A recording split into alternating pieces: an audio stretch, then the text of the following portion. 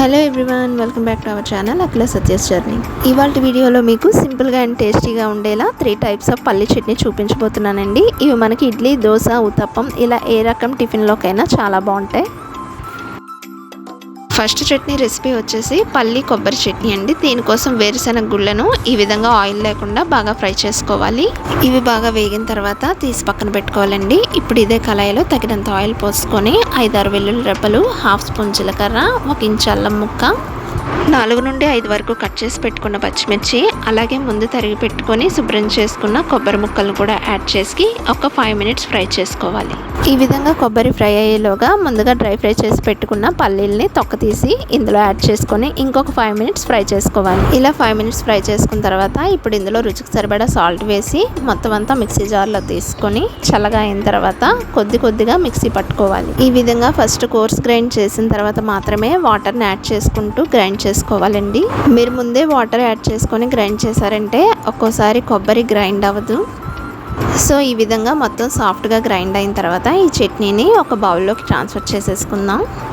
ఇప్పుడు ఇందులోకి మీకు నచ్చే కన్సిస్టెన్సీ బట్టి వాటర్ని యాడ్ చేసుకొని కొంచెం పలచగా చేసుకోవాలి.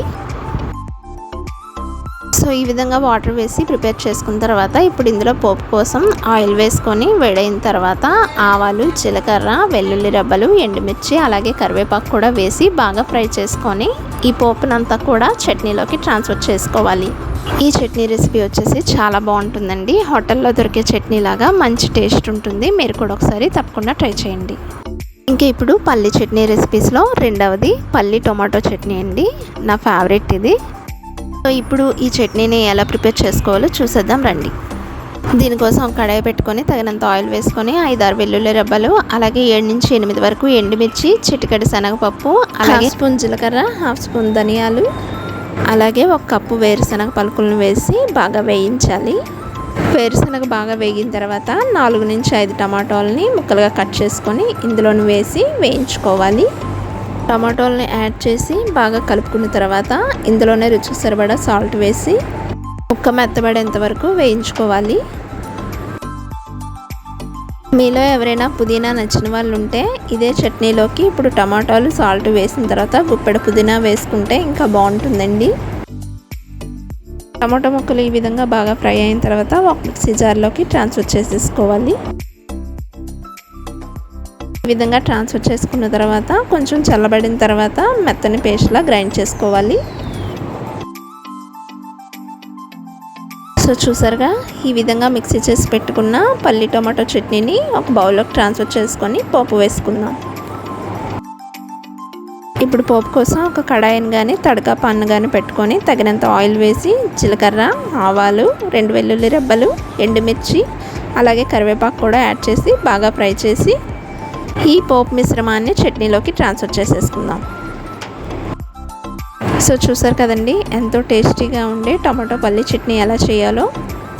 ఈ చట్నీ రెసిపీ కూడా ఎనీ టిఫిన్తో పర్ఫెక్ట్ కాంబినేషన్ అండి. మీరు కూడా మీ ఇంట్లో ఒకసారి తప్పకుండా ట్రై చేయండి, చాలా ఇష్టంగా తింటారు. సో ఇప్పుడు మన పల్లి చట్నీ రెసిపీస్లో third one and last one వచ్చేసి సింపుల్గా అయిపోయే ప్లెయిన్ పల్లి చట్నీ. అప్పాలు లేదా గుంత పొంగనాలకి ఈ చట్నీ పర్ఫెక్ట్ కాంబినేషన్ అండి. మేము ఎప్పుడు కూడా దీంతో కాంబినేషన్గా ఈ పల్లి చట్నీనే ప్రిఫర్ చేస్తాం. దీనికోసం ముందుగా పాన్ పెట్టుకొని పల్లీల్ని డ్రై ఫ్రై చేసుకోవాలండి. సో పల్లీలు ఈ విధంగా బాగా ఫ్రై అయిన తర్వాత ఒక పల్లెంలోకి ట్రాన్స్ఫర్ చేసుకొని చల్లగా అయిన తర్వాత పొట్టు తీసి పెట్టుకోవాలి. ఇప్పుడు ఒక కడాయి పెట్టుకొని అందులో తగినంత ఆయిల్ పోసుకొని 5-6 వెల్లుల్లి రెబ్బలు అలాగే 7 నుంచి 8 వరకు పచ్చిమిర్చిని కట్ చేసి వేసుకోవాలి. ఇప్పుడు ఇందులోనే 1 స్పూన్ జీలకర్ర, 1 స్పూన్ ధనియాలు కూడా వేసుకోవాలి. ఈ పోపు మిశ్రమం అంతా బాగా వేగిన తర్వాత ముందుగా పొట్టు తీసి పెట్టుకున్న పల్లీల్ని మిక్సీ జార్లో ట్రాన్స్ఫర్ చేసుకొని దాని తర్వాత ఈ ఫ్రై అయిన పోపును కూడా యాడ్ చేసుకోవాలి. ఇందులోనే రుచికి సరిపడా సాల్ట్ కూడా వేసుకొని కొద్దిగా వాటర్ పోసుకొని మెత్తగా గ్రైండ్ చేసుకోవాలి. విధంగా గ్రైండ్ చేసుకున్న పల్లి చట్నీ రెసిపీ మొత్తం ఒక బౌల్లో వేసుకొని కొంచెం వాటర్ పోసుకొని పలుచగా చేసుకోవాలండి. ఇప్పుడు ఇందులోకి ఆవాలు, జీలకర్ర, వెల్లుల్లి రెబ్బలు, ఎండుమిర్చి, కరివేపాకుతో పోపు వేసుకున్నామంటే ఎంతో టేస్టీగా ఉండే పల్లి చట్నీ కూడా రెడీ అయిపోయిందండి. సో ఇదండి ఇవాళ వీడియో. చూసారు కదా 3 టైప్స్ ఆఫ్ పల్లి చట్నీ లేదా వేరుశనగ చట్నీని ఏ విధంగా చేసుకోవాలో. ఈ 3 రకాల చట్నీలు ఏ టిఫిన్ కాంబినేషన్కైనా చాలా బాగుంటుందండి. మీలో ఎవరైనా మా ఛానల్ని మొదటిసారి విజిట్ చేసినట్టయితే మరిన్ని ఇలాంటి రెసిపీస్ కోసం ఇప్పుడే సబ్స్క్రైబ్ చేసుకోండి.